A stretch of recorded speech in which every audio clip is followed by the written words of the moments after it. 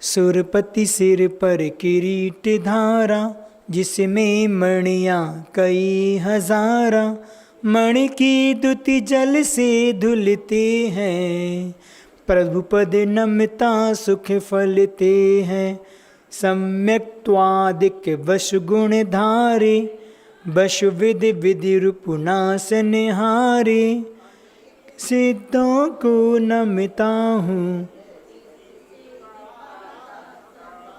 श्रुति सागर को पार किया है। सुचि संयम का सार लिया है।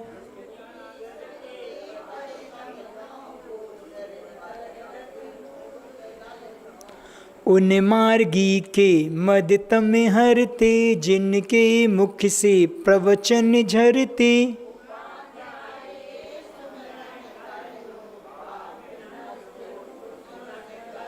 समदर्शन के दीपक द्वारा, सदा प्रकाशित बोध सुधारा।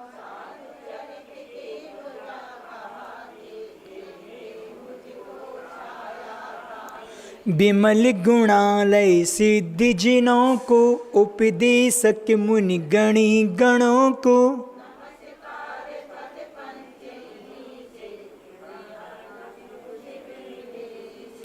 नमस्कार वर मंत्र यही है, पाप नसाता देर नहीं है।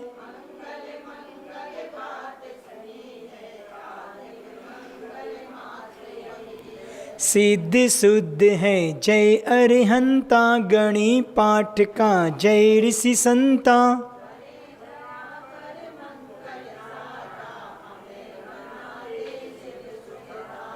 सिद्धों को जिनवर चंद्रों को, गणनायक पाठक वृंदों को।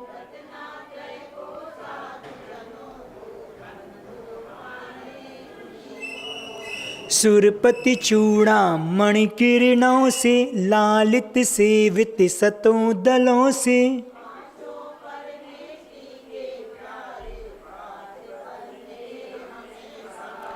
महाप्रातिहार्यों से जिनकी, शुद्ध गुणों से सुषुध गण की।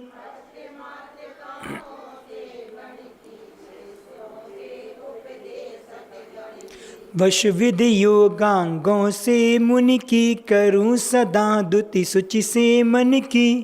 पंच महागुरु भक्ति का करके कायोत्सर्ग, आलोचन उसका करूं ले प्रभु तब। लोक शिखर पर सिद्धि विराजे, अगणित गुण गण मंडित हैं। प्रातिहार आठों से मंडित, जिनवर पंडित पंडित हैं। शोभित हो आचार्य महा,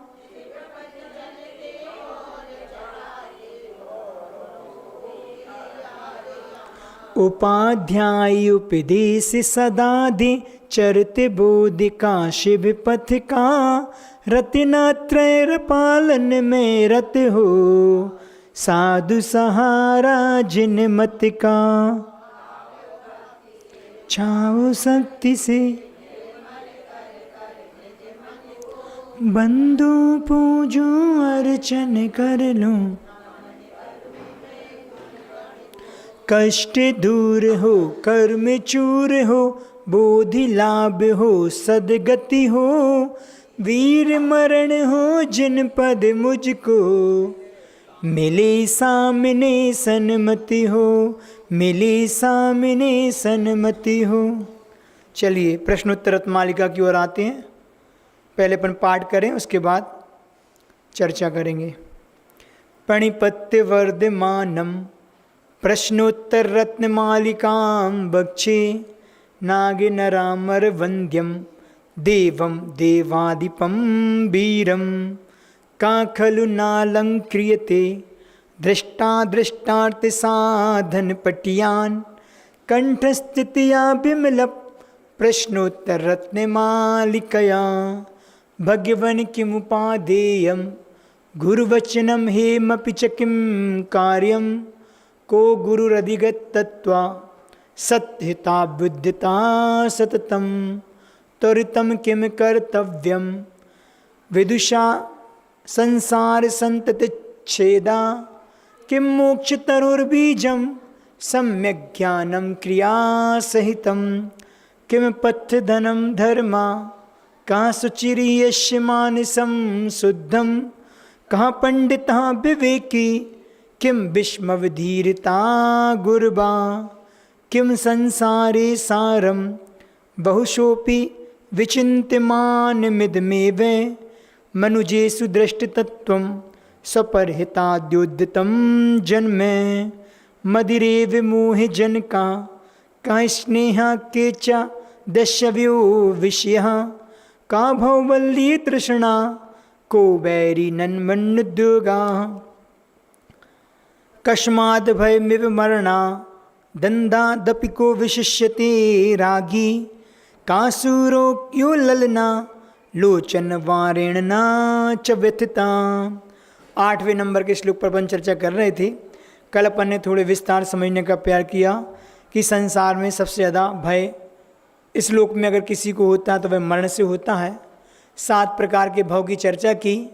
इसके बाद मरण से बचने के लिए प्राणी कौन कौन से उपाय करता है अपन ने इसको भी समझने का प्रयास किया।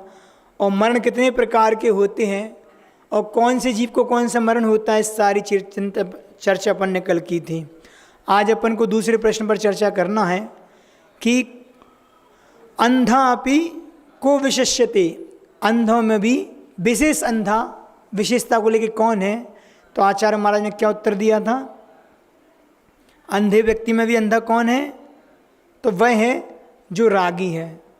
रागी व्यक्ति के लिए यहाँ आचार्य महाराज ने अंधे से भी अंधा कहा, अर्थात जो आँखें होने पर भी अंधा है, ऐसे रागांध कहते हैं। राग में आंध है, कई प्रकार के आंध होते हैं।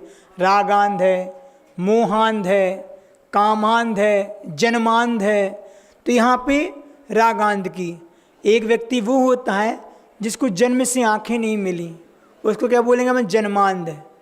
बाहर के उपकरण उसके ऐसे नहीं है जिसके मानव देख सके, लेकिन क्षयोक्षम तो प्रत्येक पंचेंद्रिय जीव को विद्यमान रहता है, जिसके पास अंदर से क्षयोक्षम है आँख का मतलब देखने का, लेकिन बाहर में उपकरण नहीं है। ऐसे व्यक्ति को अपन सूरदास की कैटेगरी में लेते हैं, जो सूरदास होते हैं जिनकी आँखें नहीं होती।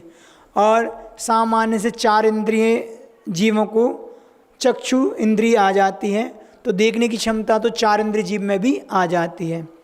तो वास्तव में देखा जाए कि 5 इंद्रियों मन को प्राप्त करने के बाद भी यदि जीव राग में अंधा होता है, काम में अंधा होता है, मोह में अंधा होता है, और ये सारे अंधकार उसको संसार में भटकने में कारण बन जाते हैं। तो अंधे से भी ज़्यादा अंधा रागी व्यक्ति होता है जो आँखें होने पर भी अंधा है। अंधे व्यक्ति को तो बाह्य प्राप्त पदार्थ नहीं दिखता, बाहर में कोई चीज़ वस्तु नहीं दिखती, लेकिन जो व्यक्ति रागी होता है वह रागी व्यक्ति देखते हुए कुछ नहीं देखता। कैसे, स्त्री रागी को कामांध कहते हैं, जो स्त्री के राग में अंधा उसको कामांध कहेंगे। वह व्यक्ति समाज में, परिवार में गुरु आदि की मान प्रतिष्ठा को ना देखकर क्या क्या कर जाता है अपन देखते हैं। लोक में ऐसे व्यक्ति देखते हैं कि उनको शर्म लाज हया सब मिट जाती है, क्योंकि उसकी पीड़ा कामांध में रहता तो आदमी सारे चीज़ें अपना विवेक खो देता है। काम की पीड़ा इतनी तीव्र होती है कि उसके 10 प्रकार बताए हैं। काम की पीड़ा इतनी तीव्र हो कि अंतिम 10वें उसमें तो उसको मरण ही प्राप्त हो जाता है। पहले कहते हैं व्यक्ति सामान्य से देखता है, देखने से उसके प्रति एक भाव उत्पन्न होता है, पुनः देखता है, देखने की चाह उत्पन्न होती है, उससे बात करने की चाह उत्पन्न होती है, बात करने के बाद उससे हंसी मजाक का एक स्तर आता है, फिर उसको छूने का भाव होता है। ऐसे उन्होंने 10 वेग बताए हैं। काम के 10 वेग होते हैं, उसमें 10वां वेग उसका मरण को प्राप्त कराने में कारण बन जाता है, अगर उसको वो चीज़ प्राप्त ना हो। अपन ने कई प्रकार की कहानी सुनी है। राजा सत्येंद्र अगर विपत्ति में आया तो स्त्री के राग में कामांध था। राजा यशोधर था, विपत्ति में पड़ा तो अपनी कहते महारानी अमृतावती थी उसकी, उसमें आसक्त हुआ। आपने कहानी सुनी होगी आटे का मुर्गा का पड़ी हो, उसमें आता है राजा यशोधर है, वह अपनी रानी को दिल से चाहता है, लेकिन वही राग है, कभी एक पे मतलब आसक्त नहीं रहता, हमारा राग बढ़ता रहता है, क्योंकि हमारा जो राग होता है व्यक्ति विशेष से, वह आत्मा से नहीं होता, वह मात्र शरीर से होता है, शरीर आश्रित होता है। तो ये राग है, अब कुछ समय तो आकर्षित करता है, लेकिन अगले समय को कुछ ना कुछ नया चाहिए। ये परिणति संसारी जैवी जीवों की होती है। तो इतना सब कुछ वैभव होते हुए, राजा का महल होते हुए, रनवास में सारी सुख सुविधाएं होते हुए, किसी चीज़ की कोई कमी नहीं थी, उसके बाद वो अमृतामती जो उसकी रानी थी, वह एक किस पे आसक्त थी, एक कुबड़ा पे, जो उसका दास था उस राजा का, जिसके हाथ पैर विक्षत थे, दांत बड़े बड़े थे, शरीर बेडोल था, सब प्रकार की, लेकिन वो रानी उस पर आसक्त थी। पूर्व का उसका संयोग था कि वो लात मार के भगाता था, लेकिन वो उसके पास आती थी। राजा ने सब देखा तो पहले सोचा कि उसको मार इन दोनों को, लेकिन उन्हें क्या है कि अपने आप को बैराग को प्राप्त करके इनको मार के हम हिंसा क्यों करें, ये जीव की परिणति है। उस निमित्त से उन्होंने बैराग को प्राप्त कर लिया। जो ज्ञानी होते हैं उस राग में भी बैराग को ढूंढ लेते हैं, और जो अज्ञानी होते हैं वो बैराग में भी राग की परिणति को देखते हैं। जिसकी जैसी परिणति होती है, राग आदमी का सब अलग अलग होता है। एक दिन कहा था कि एक वेश्या का मरण होता है तो सबकी अलग अलग परिणति होती है। जब संसार में लिया जाता है तो चोर उसको दूसरी दृष्टि से देखता है, जो काम में अंधा होता है वह दूसरी दृष्टि देखता है, और एक साधु है और दूसरी दृष्टि से देखता है। वह चोर सोचता है कि लोग भगें तो इसके शरीर के आभूषण में उतार के ले जाऊं। काम में अंधा होता है कि देखो कितनी सुंदर शरीर की काया की ये स्त्री है, अगर ये सब चले जाए तो मैं इसके साथ भोग लूँ। और सर मनुष्य सोचता है, मुनि सोचते हैं कि देखो इसने अपने सारे जीवन को बर्बाद कर दिया, अधर्म के साथ जीवन जिया व्यभिचार का, ये चाहती तो अपने शरीर के माध्यम से कल्याण भी कर सकती थी। तो अलग अलग सोच से व्यक्ति अपना जीवन जीता है, जिसको जैसा विचार चलते हैं उसकी वैसी मानसिकता होती है, वैसे उसकी भाव परिणति हो जाया करती है। ये कहीं ना कहीं ये राग काम का अंधा जो व्यक्ति होता है वह न दिन देखता है न रात देखता है। कहते हैं उल्लू को तो दिन में नहीं दिखता और कौए को रात्रि में नहीं दिखता, लेकिन जो कामी पुरुष है न उसको दिन में दिखता है न उसको रात में दिखता है, ऐसी उसकी परिणति हो जाती है। कई प्रकार के एग्जाम्पल अपन ने पढ़े हैं कि विनाश काले बुद्धि, स्त्री के चक्कर में व्यक्ति कौन कौन सी वो करता है, क्या करता है, अपने जीवन में गलती करते हो और जीवन भर उसको उसका पश्चाताप भी होता है। देखो रावण जैसा जीव, रावण क्या था, महापुरुष तो है ही, और रावण अपना बहुत सुंदर था, बहुत सुंदर पुरुष था। आज भले उसके रूप को आप विकृत रूप में देखते हैं, दिखाते हैं, लेकिन सुंदर था। अच्छी अच्छी नारियां स्त्री उस पर आसक्त थीं, लेकिन उसका व्रत था कि अपनी पत्नी के सिवा हम किसी को ना चाहे, जो मेरी पत्नी बन के रहेगी वही मेरी। अब वो पति नारायण था तो पति नारायण की 16,000 रानियाँ होती हैं, नारायण की 8,000 नारायण होते हैं, तो सारी की सारी सुंदर देवांगनाएं जैसी थी। तो उसको उसमें ही अपने रमा था, उस विषयों में उसको अलग से किसी आवश्यकता नहीं थी। अगर आप लोगों ने रामायण पढ़ी हो, पद्म पुराण में प्रसंग आता है नलकूबर की पत्नी का।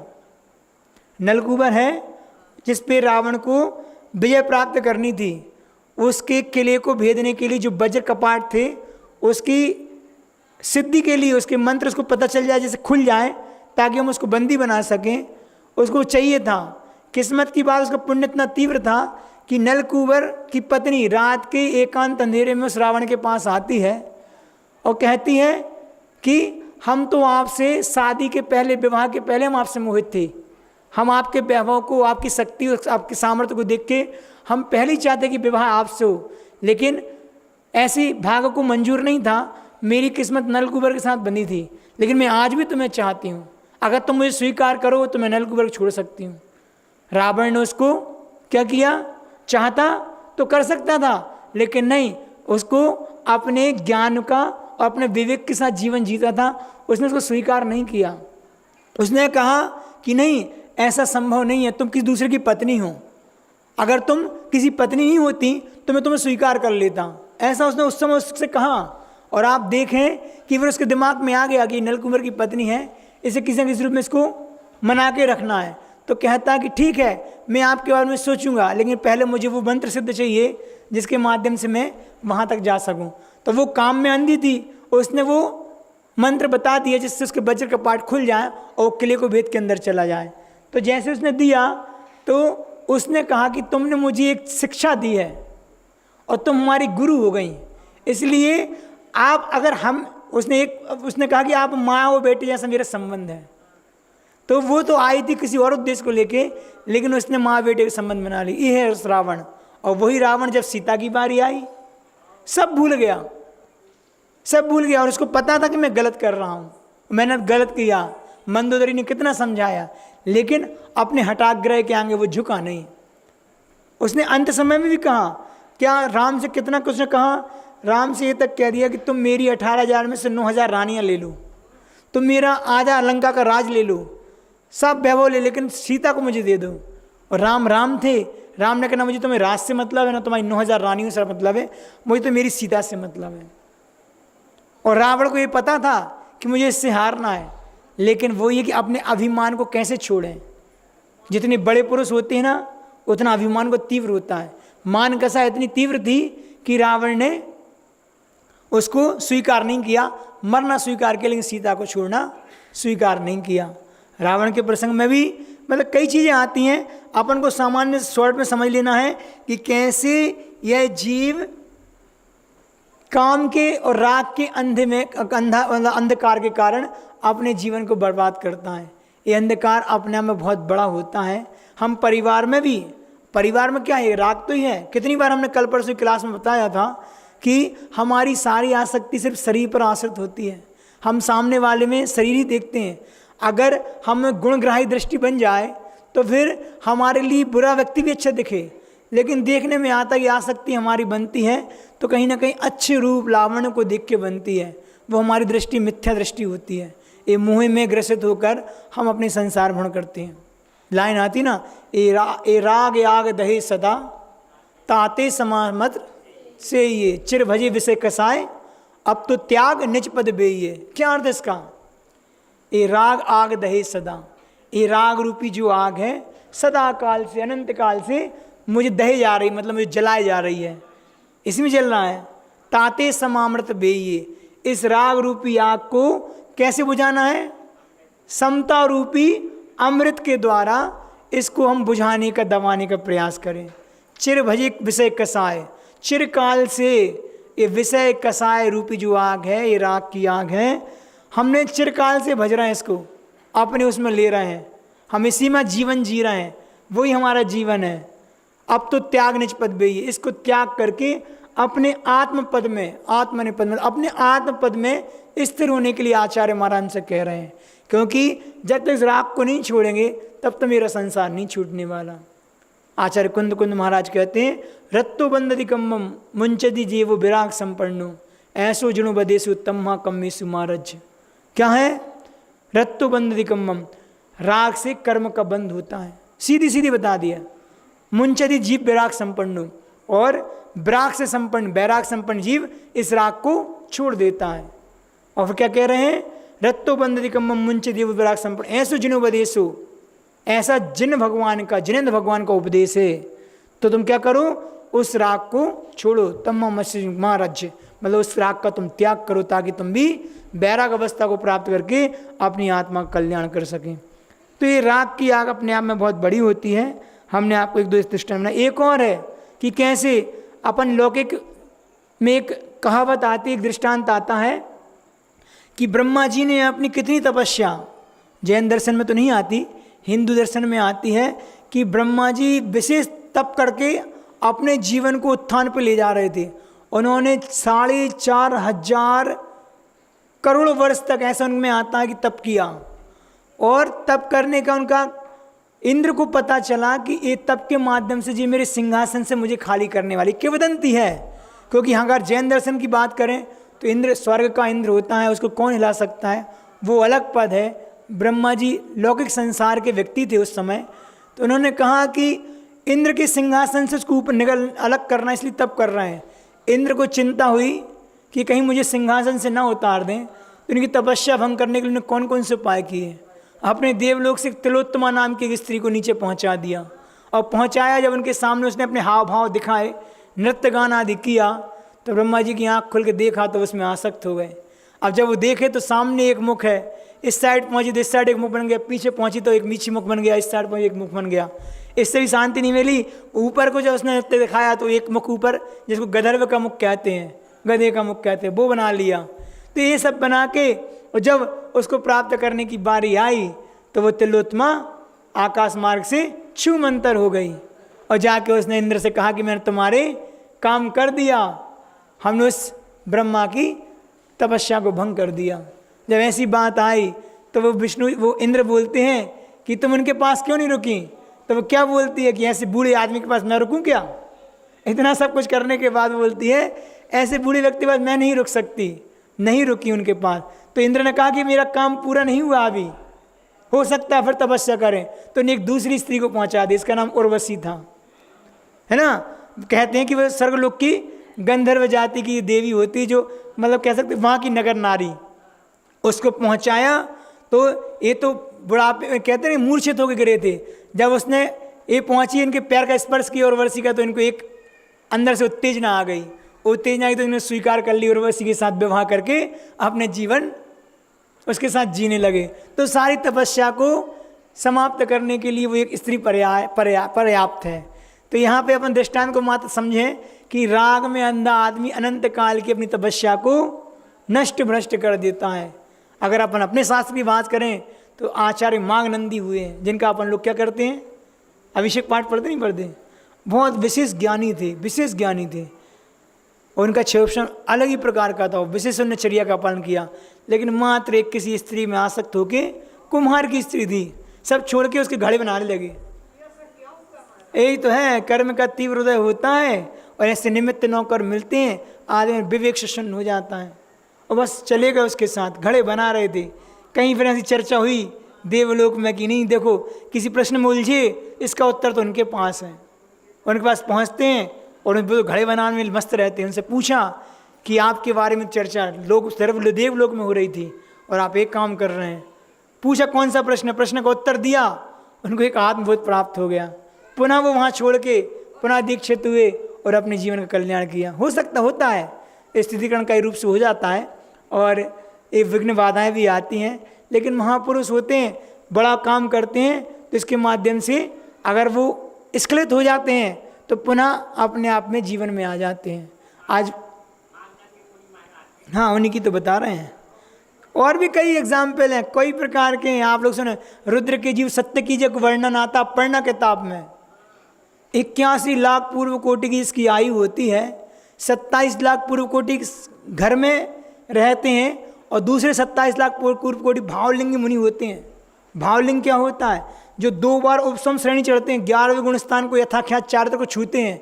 ऐसे 27 लाख पूर्व कोटि में शुद्ध रत्नत्र का पालन करके जब वो भ्रष्ट होते हैं अंतिम 27 लाख पूर्व कोटि में, तो इतना ज़्यादा कुकर्म करते हैं कि कहते हैं सीधे 7वें नरक की यात्रा में जाते हैं। रुद्र हैं, 11 रुद्र में एक नाम है, 10वें नंबर के रुद्र हैं। और ये भी नियम से पक्का है कि मोक्षगामी जीव हैं, अभी भले नरक में है महापुरुष हैं, 169 पुरुषों में आते हैं। तो ये सारी कहीं ना कहीं संसार में, क्योंकि अनादिकाल के संस्कार उसी के पड़े हैं, राग के संस्कार तो पड़े हैं। हम कितना प्रयास करते हैं, बार बार धर्म की बात सुनते हैं, धर्म ध्यान करते हैं, सांस का अध्ययन करते हैं, लेकिन अपन देख लें यहाँ तो सब पता है कि हमारे ये सब चीज़ राग, लेकिन हम अपनी घर गृहस्थी में जाते हैं, अपनों के बीच में पहुँचते हैं, सबसे पहले वही चीज़ दिखती है, राग और देश। 2 चीज़ तो हैं ही। साथ जानने के लिए 3 लोग पड़ा है, लेकिन छोड़ने के लिए मात्र 3 चीज़ें वो छूट नहीं पाती। कौन कौन सी 3 चीज़? राग, देश और मोह। 3 चीज़ छोड़ने को है और जानने को 3 लोग हैं, लेकिन नहीं छूटता। एक दिन कहा था हमने कि हमारे राग देश तो फिर भी छोटा सा है, राग बहुत बड़ा होता है। देश हमारा जल्द पहले शांत होता है। क्रोध मान माया लोभ होती ना, तो क्रोध मान की पहले विच्युति होती है जो हमारे देश के अंतर्गत आती है, और माया लोभ जो राग की प्रणति वो बाद में जाती है। राग हमारा बड़ा होता है, देश बहुत छोटा होता है, देश जल्दी छूट जाता है। आश्रम लिखा है कि ये राग देश हमारा बहुत अशुद्ध है। उस शरीर में 7 धातुओं से ज़्यादा शुद्ध राग देश है। शरीर में स्थित 7 धातुआं तो फिर भी ठीक हैं। किसे जिन 7 धातुओं को अपन घृणित बताते ना, रस है, रक्त है, मज्जा है, हड्डी है, मेद है, सारी चीज़ें क्या है? अशुद्ध हैं। लेकिन आचार्य महाराज कहते हैं कि शरीर में स्थित सप्त धातु तो फिर भी शुद्ध हैं उस राग देश की अपेक्षा। क्यों? क्योंकि सप्त धातु के स्थित रहते केवल ज्ञान की प्राप्ति हो जाती है, लेकिन जब तक राग देश आपके शरीर से रहेगा, आपकी आत्मा चिपका रहेगा, आपको केवल ज्ञान उत्पन्न नहीं होगा। तो ये चीज़ अपन को समझने की है कि जब तक ये हमारा राग नहीं छूटेगा तब तक मुझे केवल ज्ञान की प्राप्ति नहीं होने वाली। बात समझ में आई? और अच्छे समझाएं। और देखो राग में और कामांध में कितना अंतर है कि एक पुत्र का राग होता है और एक काम का राग होता है। अगर आपको कहानी सुनिए तो शूर्पणखा की कहानी अपन को याद आ गई। क्या है शूर्पणखा? उसका पुत्र कितने वर्षों तक तपस्या कर रहा था? 12 वर्ष की तपस्या की उसने, क्या? एक खड़क को प्राप्त करने की। लेकिन पुण्य प्रतापी जब लक्ष्मण आए तो मात्र सोचने मात्र से उसकी चमक उठाया, हाथ में ले ली, सिद्ध हो गई। और उस क्या कहते हैं, उस बांस की जो थी उसके बीच में बैठ के उस तब साधना कर रहा था, उसको एक झटके में काटा तो उसका बीच से शरीर अलग हो गया। और जब उसकी माँ आती इसको देखने के लिए, ऐसी बिलखती चिल्लाती कि मेरा पुत्र जो आज ही उसको साधना सिद्ध होनी थी, कौन पुरुष आ गया बीच में और ये उसने गलत कर दिया। बहुत पीड़ा में रहती है। लेकिन दूसरे समय क्या होता है कि जिस व्यक्ति ने एक किया है उसके पश्चात के साथ साथ जाके वो देखती है तो वहाँ पहुँचती है, राम के पास पहुँचती है। जैसी राम के रूप को देखती है, क्या होता है? सब भूल गई, राग किसका? पुत्र का। शोक भूल गई और काम में अंधी हो जाती है। और राग से और राम से कहती है कि मुझे तुम स्वीकार कर लो, मैं तुम्हारे साथ प्रणय करना चाहती हूँ। राम तो राम थे। राम ने जब देखा कि ये एक मतलब बहुत ज़्यादा आसक्त है तो उसने कहा कि जाओ तुम लक्ष्मण के पास चले जाओ। और जब लक्ष्मण के पास जाती तो लक्ष्मण को देख के फिर राम को भूल जाती है और लक्ष्मण से स्वीकार की बात करती। मतलब देखो व्यक्ति इस चीज़ के लिए सब भूल जाता है कि मेरा अच्छा बुरा क्या है, क्या सही गलत है। अपने पुत्र का मोह भी भूल के सिर्फ इस राम और लक्ष्मण के चक्कर में पड़ जाती है। तो वहाँ किंवदंती आती है, यहाँ नहीं आता, अपने यहाँ जैन रावण में नहीं आता कि शूर्पणखा की नाक काटी। वहाँ आता कि इस बात को लेकर लक्ष्मण ने शूर्पणखा की नाक काटी। क्योंकि कुछ क्षत्रिय पुत्र होता है ना, निशस्त्र पर कभी हथियार नहीं चलाता और फिर स्त्री पर तो कभी नहीं चलाता, तो कैसे वो नाक काट सकता है। लेकिन सामान्य से वहाँ आते। लेकिन सोचना है अगर अपन अपने जीवन में घटाएं तो एक प्रकार की एक स्त्री अगर किसी से सामने जाके अपना प्रस्ताव रख रही है और पुरुष स्वीकार ना करे तो एक प्रकार की बहुत बड़ी नाक कटना ही तो हुआ। ऐसे ही अपन इसमें घटा सकते इस चीज़ को। नहीं तो वर्तमान में देखें तो पुरुष की इस चीज़ में ज़्यादा आसक्ति देखी जाती है, लेकिन स्त्री की अगर देखें और वो अगर उस पर ऑफर कर रही है और उससे पुरुष स्वीकार नहीं कर रहा तो एक प्रकार से उसका अपमान ही तो है। तो ये चीज़ हमारे लिए काम में अंधे करती है। तो अंधे से भी अंधा कौन है?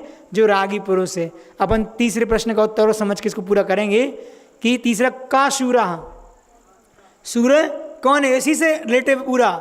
यो ललना लोचन बाणेर न व्यथिता, जो ललना था स्त्री के क्या है? स्त्री रूपी बाणों से जो व्यथित ना हुआ हो, पीड़ित नहीं हुआ हो, वही शूरवीर है। या कह सकते हैं मन संबंधी विकारों पर जिसने विजय प्राप्त कर ली हो वही शूरवीर है। कौन हो सकता है वो शूरवीर? जो जिसने अपने मन के विकारों में विजय प्राप्त कर ली। कौन है? ये साधना बहुत बड़ी है। देखो इतने फॉरेनर आते हैं, विदेशी आते हैं, उनका पहले ही क्वेश्चन रहता है वाई यू आर नेकेड, क्या आप नग्न क्यों हैं? इसके पीछे का लॉजिक क्या है? तो इनको इसी रूप में समझाना पड़ता है कि देखो जो दिगंबर साधु होते हैं वो बालकवत होते हैं। जिस प्रकार एक जन्म से पैदा हुआ जन्मजात शिशु होता है जिसके अंदर कोई विकार नहीं होता, वैसा जीवन साधु को जीना होता है।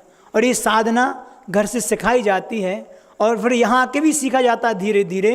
तो अपने विकारों पर विजय प्राप्त करे बिना आप साधु नहीं बन सकते। तो ये क्या है कि अपने मन रूपी विकार, और मन में विकार आए तो वो आपके शरीर में देखे बिना रह नहीं सकते। अगर है तो देखो, अगर वो आपके अंदर है तो वो आपकी साधना में कमी आ सकती है। इसलिए बहुत पुरुषार्थ के लिए चाहिए, क्योंकि उनको समझाते हैं सामान्य से बहुत कठिन चीज़ है। इस चीज़ के लिए हर व्यक्ति प्रयास करने के बाद भी सफल नहीं हो पाता। आप भले आज देख के आपको एक हंसी आ रही हो, सब प्रकार के लोग होते हैं, हर किसी की श्रद्धा नहीं बनती, उनको देख के हंसी आ रही है, लेकिन वो अगर वास्तव में इस चीज़ का आपने परीक्षण करना है, कर पाए तो जीवन में कभी नहीं कर पाएंगे। गांधी जी सबसे ज़्यादा जैन साधु इसलिए प्रभावित थे, क्यों थे? उन्हें पता था कि ये स्वरूप है, हर कोई धारण नहीं कर सकता। उन्होंने इसका प्रयास किया था। रायचंद से उनकी बहुत मित्रता थी। उन्हें पूछा था, उन्हें ठीक है तुम्हें तुम्हारे क्वेश्चन का आंसर मिल जाएगा, तुम खुद प्रयास करना। कहते हैं गांधी जी ने प्रैक्टिकल किया था। अपने कमरे में घर के बंद कमरे में उन्होंने स्त्रियों की चारों तरफ से अपनी पोस्टर लगा के और उन्होंने प्रयास किया कि मैं देखूं दिगंबर होके। वो नहीं सह पाए, उनको कपड़े पहनने पड़े।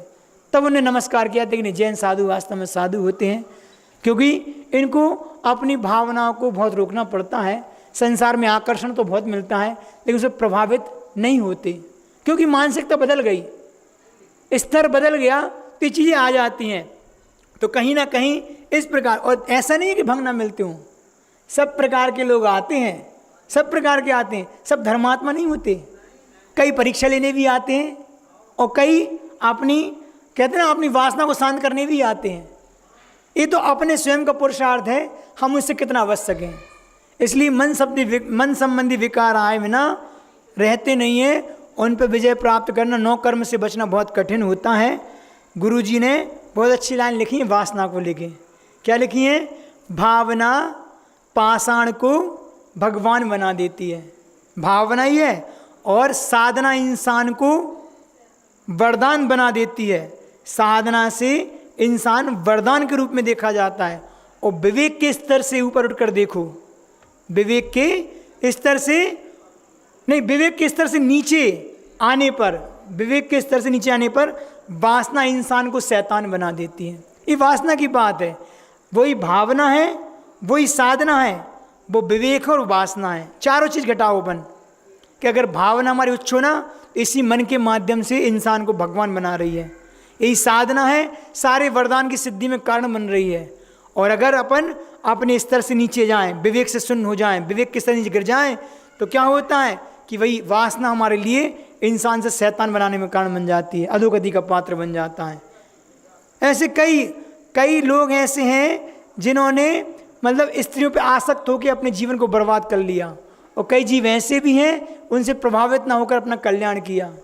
हमने एक दिन सुदर्शन सेठ की कहानी सुनाई थी कि पूर्व पर्याय में ग्वालियर था, लेकिन गुरु का एक मंत्र मिलने मात्र से उसी सेठ के, जिस सेठ के घर में काम करता था, उसकी रानी के गर्भ में आके सुदर्शन नाम पाया और साधना करके 8 दिन तक उस पर उपसर्ग हुआ।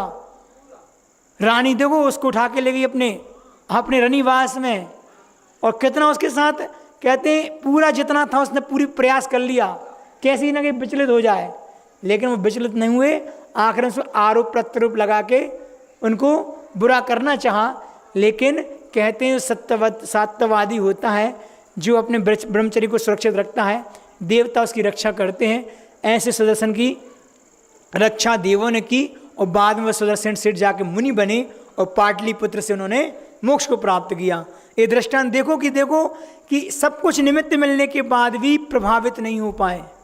हम इतना बड़ा सामर्थ्य नहीं है कि हम प्रभावित ना हो पाए। नौकर मिलने पर हम उसमें लिप्त हो ही जाते हैं। बिरले जीव होते हैं ऐसे, इसलिए उनका नाम महापुरुषों की कैटेगरी में आता है। सुदर्शन सेठ बताओ कितने मतलब सर्वांग सुंदर थे वो।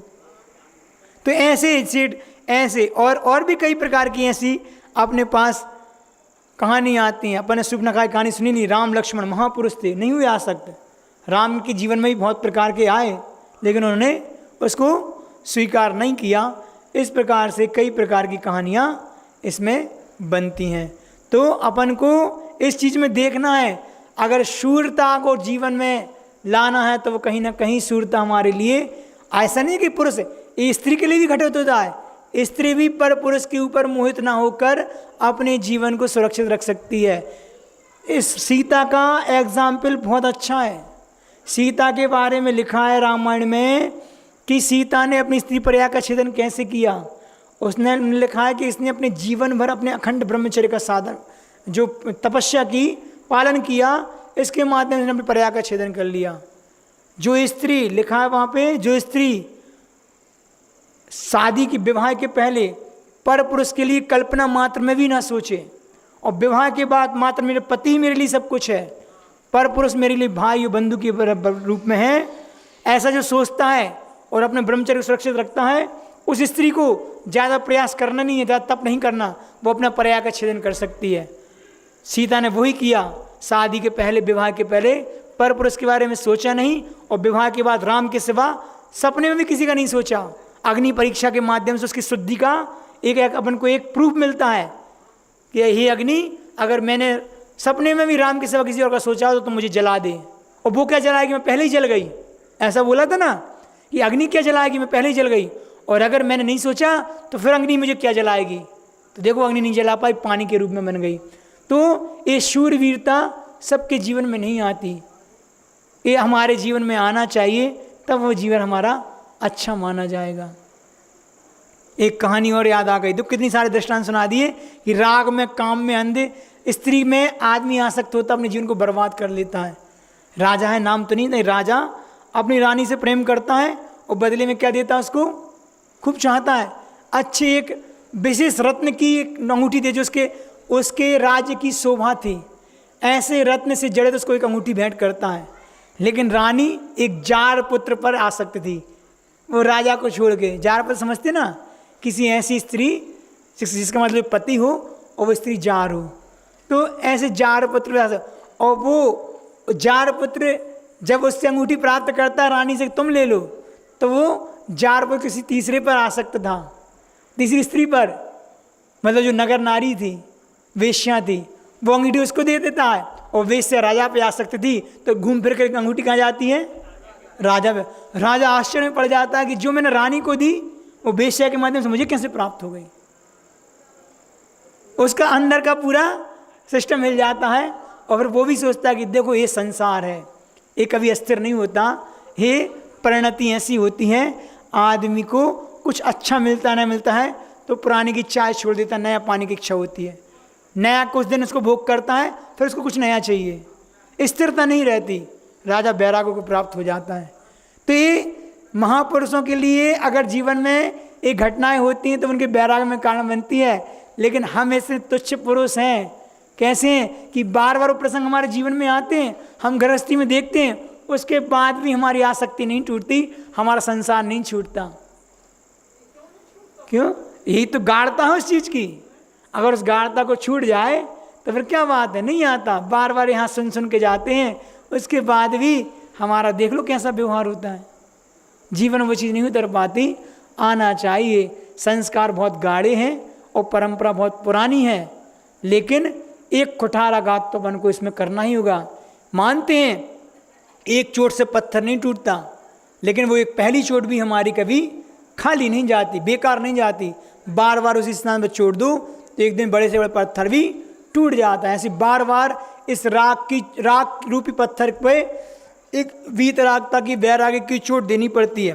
अब वो वैराग्य हमारा इतना कठोर नहीं है, इतना स्थिर नहीं है, एक बार में काम करके हम एक बार में पत्थर तोड़ दें। लेकिन कोई बात नहीं, साधु कौन सा प्रयास कर रहा है। वर्तमान पंचम काल में जो हमारे पास हथियार है वो बहुत कमजोर है, एक बार में पत्थर नहीं टूट रहा, लेकिन बराबर चोट दे रहे हैं, बराबर चोट दे रहे हैं। अपने मन को संभाल रहे हैं, बस में कर रहे हैं, बार बार कह रहे हैं, हे मन कहाँ जा रहा तू, है तो मेरा, सोचता दूसरे के बारे में, धिक्कार है तुझे, वापिस आ, फिर चोट मार रहे हैं, फिर धर्म की चोट है, फिर संस्कार। वो ऐसे करके करके एक दिन विश्वास है कि पत्थर पूरा जरूर टूटेगा, क्योंकि ये मार्ग ही उसी का है कि इस पत्थर को तो टूटना ही पड़ेगा।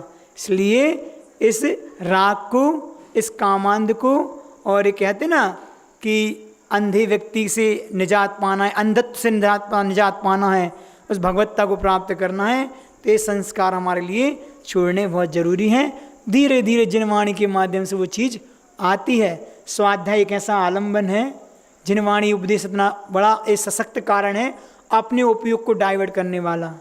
कोई दूसरी चीज़ नहीं कर सकती आपको अगर अपने आप को बदलना है तो बराबर धर्म रूपी अमृत का पान तो करते ही रहना चाहिए। आज नहीं तो कल वो चीज़ जीवन में अवश्य उतरेगी, और ये संस्कार हमारे बेकार नहीं जाएंगे, धर्म के संस्कार भी बेकार नहीं जाएंगे। जो अनंत काल में पाप बांधे हैं, एक अंतर्मूर्त नहीं लगता उसको क्षय होने में भी, और नहीं तो अनंत काल तक बंधे हैं, अनंत काल तक बंधे भी रहेंगे, दोनों बातें हैं।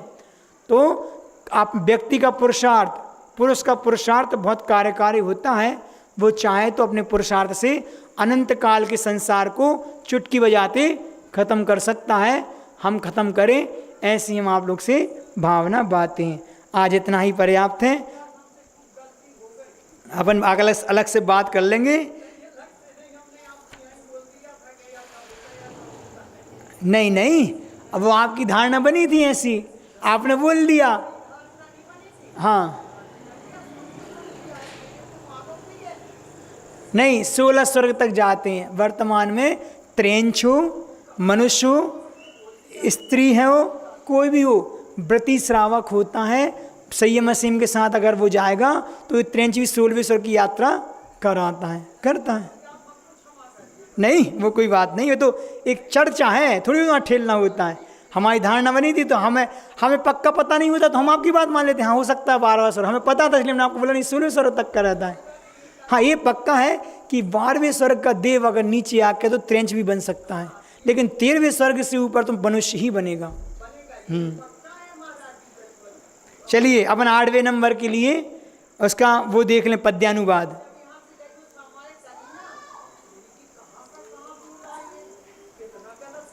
किससे है भयभीत लोके सभी मरण से भय खाते, अंधे से बढ़कर अंधे रागी जन है कहलाते।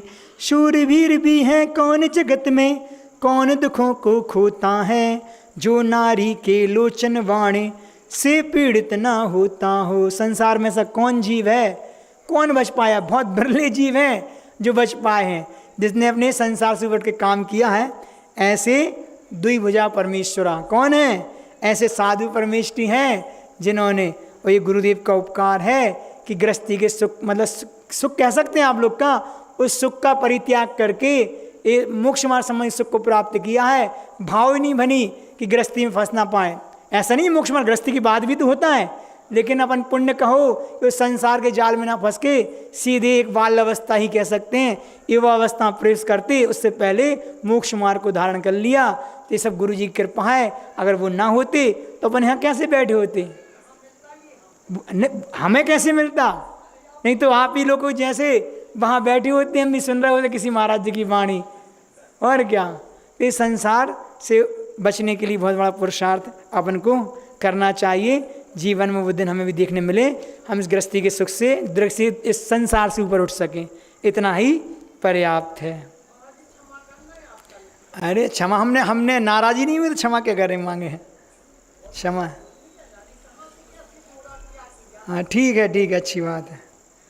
अपन गुणानुवाद करें। गुरु की छाया में शरण जो पा गया, गुरु की छाया में शरण जो पा गया, उसके जीवन में सुमंगल छा गया, उसके जीवन में सुमंगल छा गया। गुरु की छाया में शरण जो पा गया, गुरु की छाया में। गुरु कृपा सबसे बड़ा उपहार है, गुरु कृपा सबसे बड़ा उपहार है।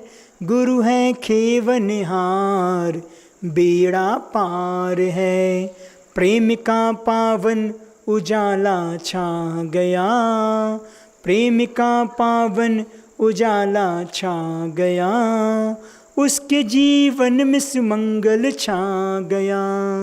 गुरु की छाया में शरण जो पा गया, गुरु की छाया में। वो रचा है आती जाती श्वास में, वो रचा है आती जाती श्वास में, वो बसा है प्राण में विश्वास में।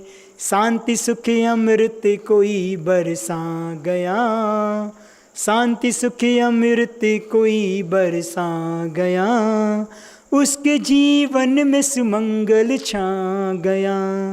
गुरु की छाया में शरण जो पा गया, गुरु की छाया में। हमको क्या गुरु को हमारा ध्यान है, हमको क्या उनको हमारा ध्यान है। गुरु हैं अपने देवता श्री भगवान है, प्राण का पंछी बसेरा पा गया, प्राण का पंछी बसेरा पा गया, उसके जीवन में सुमंगल छा गया। गुरु की छाया में शरण जो पा गया, गुरु की छाया में शरण जो पा गया, उसके जीवन में सुमंगल छा गया, उसके जीवन में सुमंगल छा गया। गुरुदेव भगवान श्री विद्यासागर जी महाराज की द्वादशांग जनवाणी माता की 9 बार नमोकार मंत्र पढ़ के यहाँ से उठेंगे।